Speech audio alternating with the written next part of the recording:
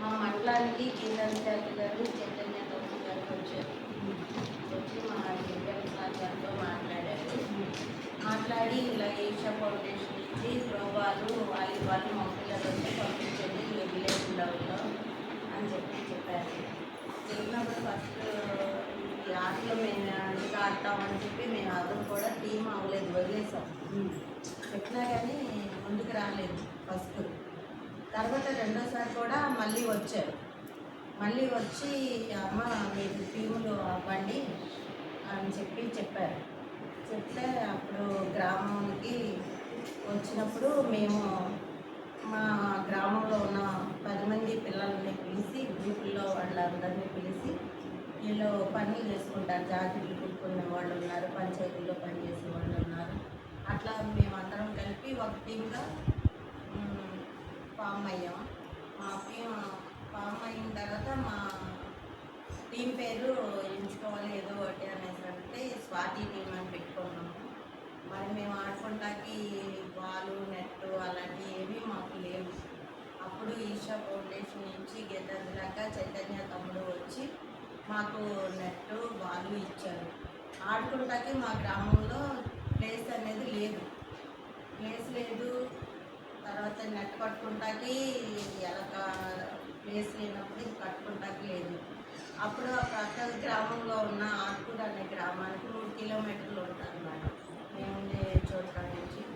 అక్కడి నుంచి మేము అందరం కలిపి పనులు మానేసి పక్క గ్రామానికి వెళ్ళేవాళ్ళం.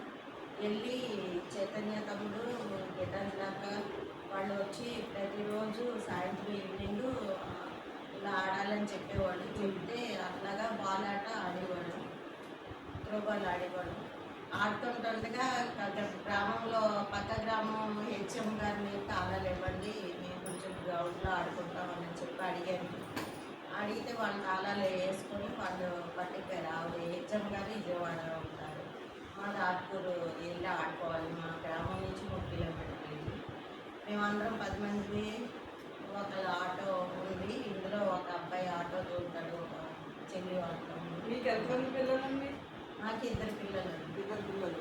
ఓకే. మరి వాళ్ళందరూ మరి అంటే మీరు 77 సంవత్సరాలు అని అన్నారు కదా, 57 సంవత్సరాలు అన్నారు కదా, మరి మీ పిల్లలు అందరూ మీకు బాగానే ఎంకరేజ్మెంట్ ఇచ్చారా? అంటే మీకు త్రోబాల్ ఎందుకు ఆడాలనిపించింది? గేమ్స్లో ఆడాలని ఉత్సాహం మేడం. అంటే సరదాగా ఆడదామని ఏదో అనుకున్నాను. కానీ ఇక్కడ వరకు వచ్చి ఫస్ట్ ప్రైజ్ గెలుస్తామని మేము ఎవరూ ఎక్స్పెక్ట్ చేయలేదు. ఏదో ఒకటి గెలిచినా ఓడినా వచ్చారు కదా వెళ్దాం అన్నట్లుగా వచ్చాము మేమందరం కూడాను. పక్క గ్రామానికి వెళ్తే తాళాలు ఇవ్వకపోయినా కానీ మేము ఇంకా గోడ పెద్ద గేట్, అది గేటుకి మధ్యలో గాళ్ళు ఉంటే ఆ గాళ్ళు ఎక్కి అవతలకి దూకేసి వెళ్ళి పిల్లల్ని కూడా మళ్ళీ అత్త మామూలు ఊరుకోరు, హస్బెండ్ వచ్చాము పనులకి వెళ్తారు. వీళ్ళు పనులు మానేసాము. వీళ్ళు కూడా పనులు మేడం. ఒకళ్ళు ఆటో తోలుతారు మేడం, ఒకళ్ళు వచ్చేమో చేలో పనులకి వెళ్తారు. అట్లా పొలం పనులు చేసుకుంటారు. అలా పనులకి ఎవరి పనులకి వాళ్ళు వెళ్తూ ఉంటారు. కంపెనీలో పనులకి వెళ్ళి అలా వెళ్తారు. అందుకని చెప్పి వాళ్ళు మళ్ళీ పిల్లల్ని వదిలిపెడితే వాళ్ళు ఇబ్బంది పడతారని చెప్పి పిల్లల్ని కూడా తీసుకొని వెళ్ళి అక్కడ గేట్ దూకి అవతల ఆడుకోవడానికి నెట్ గట్ట ఉందని చెప్పేసి మేమందరం మార్నింగ్ 11 వంటలు చేసుకొని మగవాళ్ళని బయటికి పనులు పంపించేసి వీళ్ళందరూ తీసుకొని వెళ్ళి ఆటోలో కూర్చోబెట్టుకొని ఒక 2 బళ్ళు ఉన్నాయి. ఆ బండి మీద ఒక ఇద్దరు నలుగురు మిగతా వాళ్ళ పిల్లలు ఆటోలో వేసుకొని ఆ 3 కిలోమీటర్లు వెళ్ళి ఆ గేట్ దూకి ఆ లోపల సాయంత్రం వరకు ఆడుకునేవాళ్ళం మేడం. మీరందరూ ఎల్లో టీషర్ట్లో వచ్చారు, కారణం ఏంటండి? మేమందరం ఒక టీం కాబట్టి ఒకే డ్రెస్ వేసుకోవాలి అనేది ఉద్దేశం లేదా ఒకటే కలరు ఎంచుకున్నాం మేడం. ఎల్లో కలర్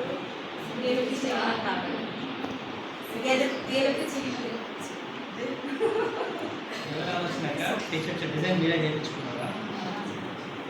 ఎవరు ఆలోచన అది టీషర్ట్ డిజైన్ చేయించుకోవాలి, ఇలా ఒకే డిజైన్లో వెళ్ళాలి అని ఆలోచన?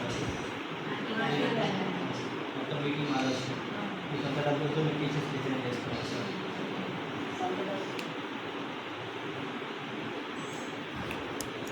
ఎలా అనిపించింది? ఇదివరకు మీరు ఎప్పుడైనా అనుకున్నారా మనం మేము ఒక ఎంత టీమ్గా ఆడొచ్చు అనుకున్నారా? ఆడతామనుకోలేదు, గెలుస్తామనుకోలేదు, ఇక్కడ వరకు వస్తామని కూడా అనుకోలేదు. గెలిచినా ఓడినా ఈశ్వర్ ఫౌండేషన్ నుంచి వచ్చా కదా, ఏదో వెళ్దాంలే అని 10 మంది టీం అయ్యాం. అయితే ఇక్కడికి వచ్చి మేము చైతన్యపరిచి మమ్మల్ని ఎంతో ఉత్సాహంతో ఇక్కడ వరకు రప్పించి ఫస్ట్ ప్రైజ్ గెలిపించి మమ్మల్ని మా లైఫ్లో ఇంత సంతోషం మేము మన విజయవాడ ఫస్ట్ టైం గెలుచుకొని వెళ్ళిన రోజు ఉన్న సంతోషం మా లైఫ్లో ఎప్పుడూ ఒక రోజు అనేది లేదు. అక్కడ గెలిచిన రోజే మా సంతోషం చాలా హ్యాపీగా ఫీల్ అయ్యాం. మేమందరం కూడా అసలు ఎంతో సంతోషం పడ్డాం. ఆ సంతోషం ఎన్ని డబ్బులు ఇచ్చినా పొందలేండి.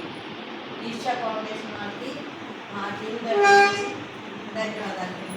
మీకు మనవలు ఉన్నారా? మనవులు ఉన్నారు. మరి మీరు కప్పు తీసుకుని వెళ్ళినప్పుడు మీ మనవలు ఏమన్నా అనలేదా?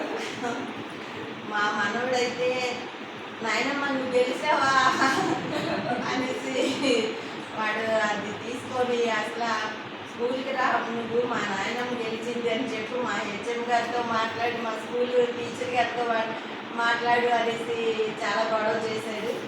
అయితే వద్దులే బాబు మేము గెలుస్తాం అనేసి ఎందుకులే చెప్పడం అని చెప్పి మేము వెళ్ళలేదు. చాలా ఆడు ఫోర్స్ చేశాడు, స్కూల్కి తీసుకెళ్తే అసలు లోపలికి రా నువ్వు అనేసి. ఎలా అనిపించింది అక్క మొదటిసారి ఆడుకునేటప్పుడు అసలు ఏంటి ఇంతమంది వచ్చారు వెళ్ళని మేము పప్పు గెలుస్తాం ఏం గెలుస్తాంలే మేము మల్లెపూడిలాగా పెద్ద వచ్చేసాం. కానీ వెళ్ళేటప్పుడు వాడిపోయిన లాగా వెళ్తాంలే, ఇక మాకేముందిలే, ఇక మేము అందరూ ఇంట్లో పని చేసుకునేవాళ్ళం, ఏదో పనులకి వెళ్ళేవాళ్ళం, ఇక్కడ వరకు వచ్చాం మేము గెలుస్తామంట. ఇంత పెద్ద ఆట ఆడేవాళ్ళే వచ్చారు, మేమేం గెలవలేము అని మేము అనుకున్నాము. కానీ గెలిచిన తర్వాత అయ్యో మేమే ఫస్ట్ ప్రైజ్ కొట్టాము అని అది చాలా సంతోషంగా అసలు మా వాళ్ళందరూ అయితే డ్యాన్స్లు వేసుకొని అసలు హ్యాపీగా ఇంత సంతోషంగా ఉండడానికి ఇక్కడ వరకు రావడానికే కదా అనేసి చాలా సంతోషపడ్డారు. దానికి మేమందరం కూడా ఇక్కడ వరకు వస్తాం గెలుస్తామని అనుకోలేదు. అసలు అనుకోలేదు. అసలు మేము ఆటల్లోకి వస్తాము, పనులు చేసుకునే వాళ్ళు. నాకు 57 సంవత్సరాలు డాక్టర్ గ్రూపులు రాసుకోవడం, అవి ఇంటికాడ ఉండి చూసుకోవడము, పిల్లల్ని చూసుకోవడము, మా భర్త లేడు, నేనే అన్నీ చూసుకోవాలి. ఎప్పుడో 5 సంవత్సరాలు వయసున్న పిల్లలాగా ఆడుకోవాలి అని ఎంత ఉత్సాహపరిచింది. అసలు ఎప్పుడు కూడా నేను అలా ఆడతానని అనుకోలేదు. అసలు అన్నీ మర్చిపోయాము. అసలు పండగ వాతావరణం లాగా ఉంది. అసలు ఇక్కడ అంతా చూస్తేనే వాతావరణం ఇచ్చేసే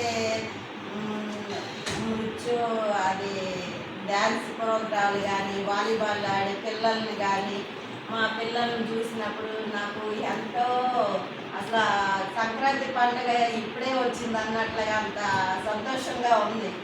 మన ఇంటికి చుట్టాలు వచ్చినప్పుడు కూడా మనం అంత హ్యాపీగా ఉండలేము పనులు చేసుకుంటే.